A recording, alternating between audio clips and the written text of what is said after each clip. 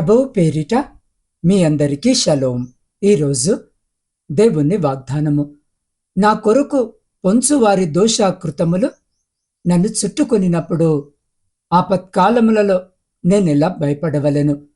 49వ సంకీర్తన 5వ వచనం. ప్రియులారా, ఈ దినము పరిశుద్ధ లేఖన భాగములోనికి వెళ్లే ముందు తలలు వంచి చిన్న ప్రార్థన చేసుకుందాం. పరిశుద్ధుడవైన మా తండ్రి, ఈ లెంట్ దినాలలో మీ పాద సన్నిధికి వస్తున్నాం. ప్రభువా, సిలువ వైపు చూస్తూ మా జీవితాలను సరిచేసుకోవడానికి మాకు సహాయం చేయండి. కీర్తనకారుడు పలికిన ధైర్యపు మాటలు మాలో విశ్వాసాన్ని నింపాలి. ఈ వాక్య ధ్యానము ద్వారా మాతో మాట్లాడమని యేసు అతి పరిశుద్ధ నామమున ప్రార్థించి అడిగి పొందుకొని ఉన్నాము తండ్రి, ఆమెన్. ప్రియులారా, ఈరోజు జీవాక్యము వినుచున్న మీ అందరికీ మన ప్రభువును ప్రేరక్షకుడైన యేసుక్రీస్తు శక్తి కలిగిన నామమున ఈ నూతన దినపు శుభములను వందనములను తెలియజేస్తున్నాను. ప్రియులారా, లెంట్ కాలం అనేది కేవలము మన ఆహారపు అలవాట్లను మార్చుకునే సమయము కాదు. అది మన ఆత్మను దేవుని వైపు మళ్లించే పరిశుద్ధ సమయం. 49వ సంకీర్తన 5వ వచనములో భక్తుడైన దావీదు ఒక లోతైన ప్రశ్న వేస్తున్నాడు. నేనెలా భయపడవలను అని. మనము జీవిస్తున్న ఈ సమాజములో భయము అనేది ఒక నీడల మనల్ని వెంటాడుతుంది. అప్పుల బాధలు మనల్ని చుట్టుముట్టవచ్చు. అనారోగ్యము మన తలుపు తట్టవచ్చు. లేదా మనల్ని పడగొట్టాలని చేసే శత్రువుల కుట్రలు పొంచి ఉండవచ్చు. కీర్తనకారుడిక్కడ పొంచు వారి గురించి మాట్లాడుతున్నాడు. అంటే మనకు తెలియకుండానే మన వెనుక ఉండి మనల్ని దెబ్బతీయాలని చూసే శక్తులు. కానీ ప్రియులారా, ఒక విశ్వాసిగా మనము గమనించాల్సింది ఏంటంటే, శత్రువు మనల్ని చుట్టుముట్టవచ్చు, కానీ దేవుడు మనల్ని ఆవరించి ఉన్నాడు. శత్రువు పొంచి ఉండవచ్చు, కానీ దేవుడు మనకు ముందుగా నడుస్తున్నాడు. ఈ లెంట్ దినాలలో సిలువ వైపు చూస్తున్న మనకు ఒక గొప్ప ధైర్యము కలగాలి. లోకము నిన్ను చూసి నీ పని అయిపోయింది అని అన్నప్పుడు దేవుడు నీతో భయపడకు, నేను నీకు తోడయ్యున్నాను అని సెలవిస్తున్నాడు. ఆపత్కాలము అనేది దేవుని శక్తిని రుచి చూసే ఒక గొప్ప అవకాశం మాత్రమే. ప్రియులారా, 2వ ప్రపంచ యుద్ధ సమయంలో ఒక క్రైస్తవ మిషనరీ ఒక చీకటి చెరసాలలో బంధించబడ్డాడు. బయట ఫిరంగుల శబ్దాలు, లోపల శత్రువుల హింస, చుట్టూ మరణము పొంచి ఉంది. తోటి ఖైదీలు భయముతో వణికిపోతుంటే ఆయన మాత్రము ప్రశాంతముగా ప్రార్థన చేసుకుంటున్నాడు. ఒక కాపలదారుడు వచ్చి ఆయనను అడిగాడు, అయ్యా, చావబోతున్నావని నీకు తెలుసా? నీ శత్రువులు నీ ప్రాణము తీయడానికి సిద్ధముగా ఉన్నారు, నీకు భయము లేదా అని అడిగాడు. దానికి ఆ మిషనరీ నవ్వుతూ ఇలా అన్నాడు, నా శత్రువులు నా మీదికి వస్తున్నారని నీకు తెలుసు, కానీ నా దేవుడు నా పక్షాన ఉన్నాడని నీకు తెలియదు.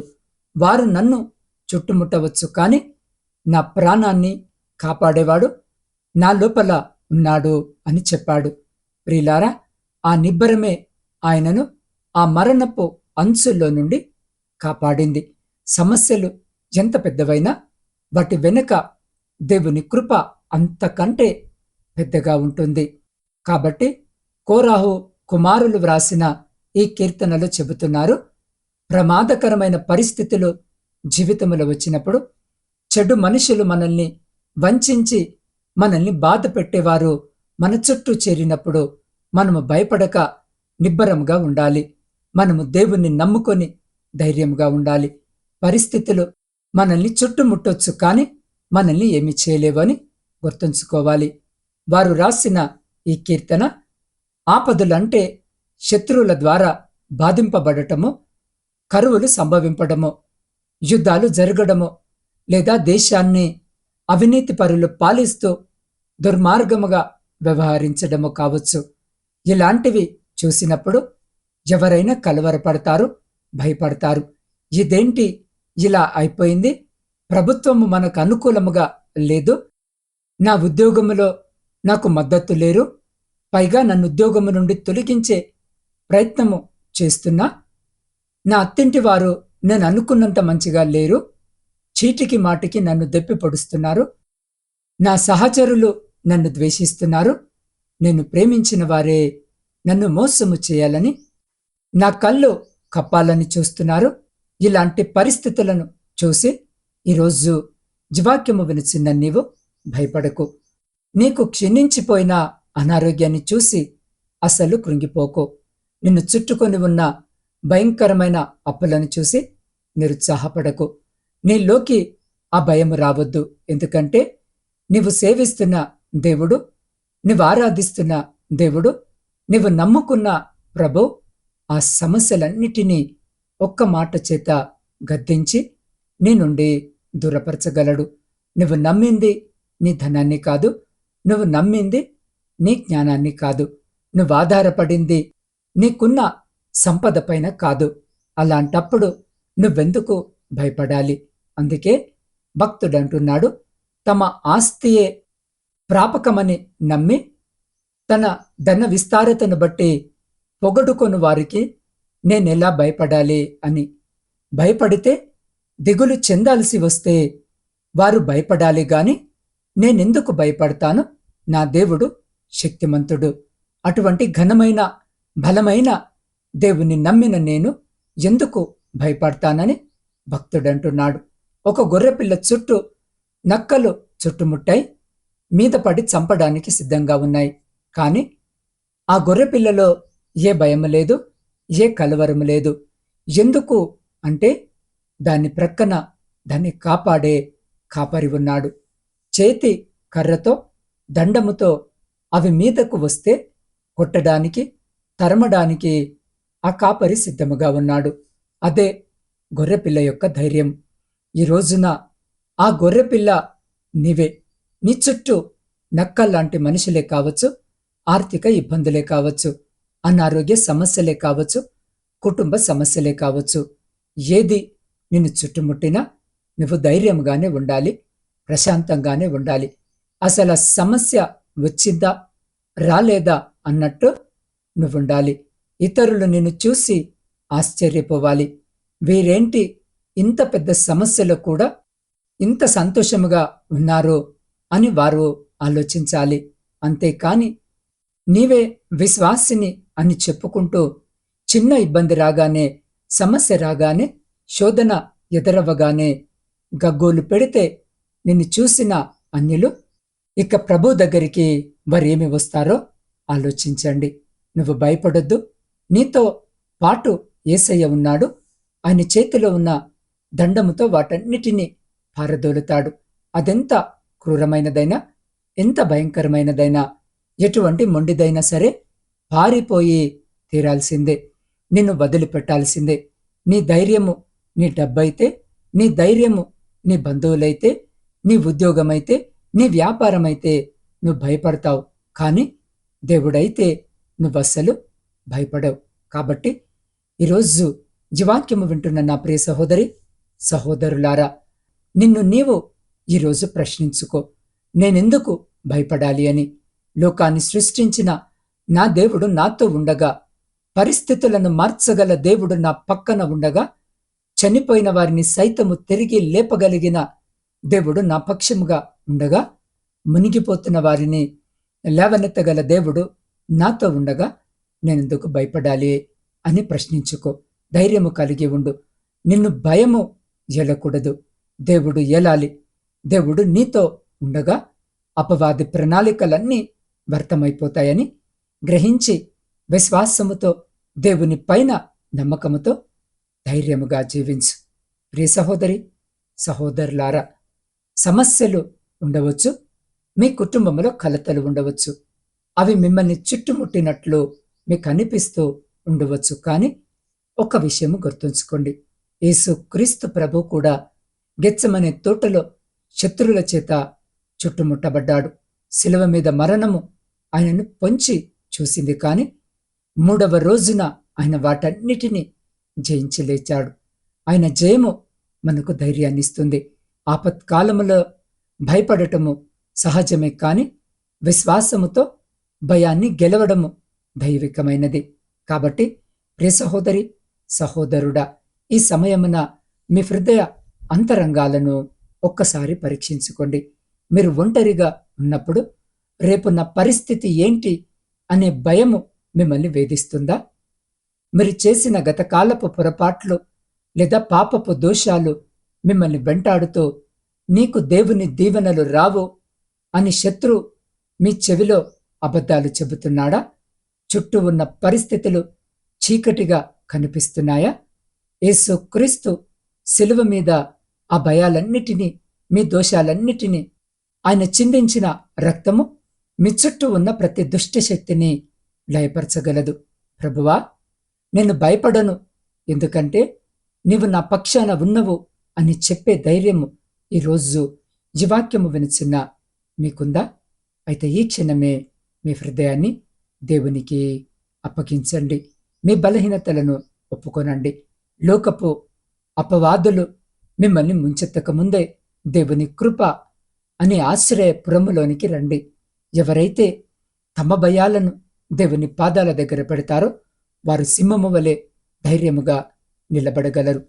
మీ జీవితపు పడవలో యేసుక్రీస్తు ప్రభు ఉంటే తుఫానులు మిమ్మల్ని ఏమీ చేయలేవు. కాబట్టి ఈరోజు ఈ వాక్యము వినిచిన్న మీరు ఎవరైనా సరే, ఏ స్థితిలో ఉన్నా సరే, ఏ పరిస్థితిలో ఉన్నా సరే, ఒక్క నిమిషము తలలు వంచి కళ్ళు మూసుకొని వీలైతే మోకరించి లేదా నిలబడి ఆకాశము వైపు మీ చేతులెత్తి మీ హస్తాన్ని అనికివ్వడానికి ప్రయత్నం చేయండి. ఈ క్షణము నాతో పాటు ఈ ప్రార్థనలో ఏకీభవించండి. మమ్మల్ని మిక్కిలిగా ప్రేమిస్తున్న మా ప్రియ పరలోకపు పరమ తండ్రి, మీ జీవము కలిగిన ఉన్నతమైన నామమును బట్టి స్తుతులు, స్తోత్రాలు, వందనములను చెల్లించుకొనుచున్నాం. అయ్యా, ఈ పరిశుద్ధ సమయంలో నీ వాక్యము ద్వారా మాతో మాట్లాడినందుకు వందనాలు. ప్రభువా, వాక్యము వింటున్న ప్రతి బిడ్డ హృదయాన్ని నువ్వు చూస్తున్నావు. ఎవరైతే భయముతో, ఆందోళనతో, కన్నీటితో ఈ ప్రార్థనలో ఏకీభవిస్తున్నారో వారందరినీ మీరు తాకుమని వేడుకుంటున్నాం.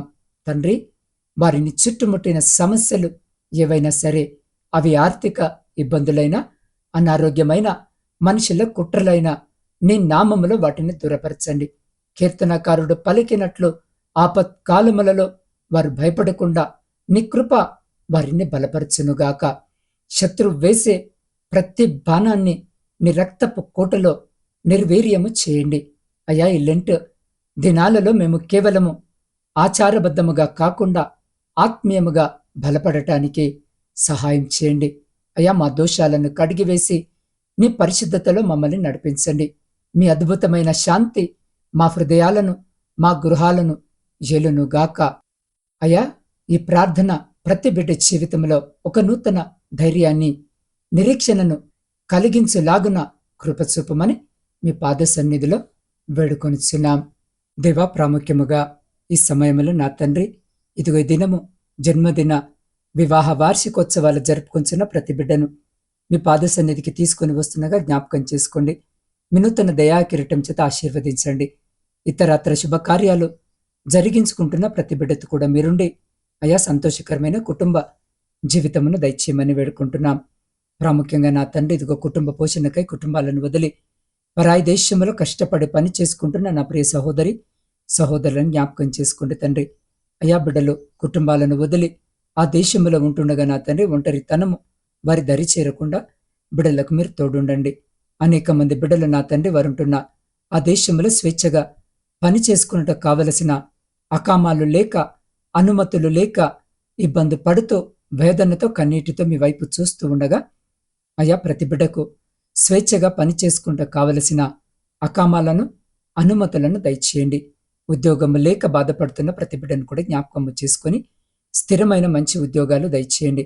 అధికారులతో మీరు మాట్లాడండి, యజమానులతో మీరు మాట్లాడండి. బిడ్డల పట్ల కృప, కనికరము ఉండులాగున వారి మనస్సును మార్చమని వేడుకుంటున్నాం.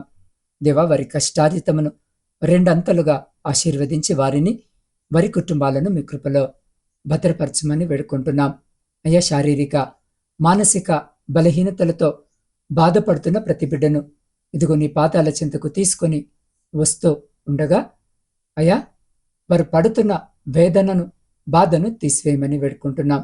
ప్రాముఖ్యంగా నా తండ్రి క్యాన్సర్ వ్యాధితో బాధపడుతున్న నవీన సత్య, మేఘన, యశస్విని, మల్లికార్జున స్వామి, జహంగీర్, సుబ్బారావు, పద్మ, జ్యోతి, కళావతి, రాజేశ్వరి, భాష, హిమజ, యశస్విని, ఖైరున్నిసా, రమాదేవి, విమలమ్మ, అనూష, మార్తమ్మలపైన నీ స్వస్థత హస్తాన్ని ఉంచి వారి శరీరంలోని ప్రతి కణాన్ని నీ శక్తితో నింపి వ్యాధిని నిర్మూలించి వారికి పునర్జన్మను ప్రసాదించండి.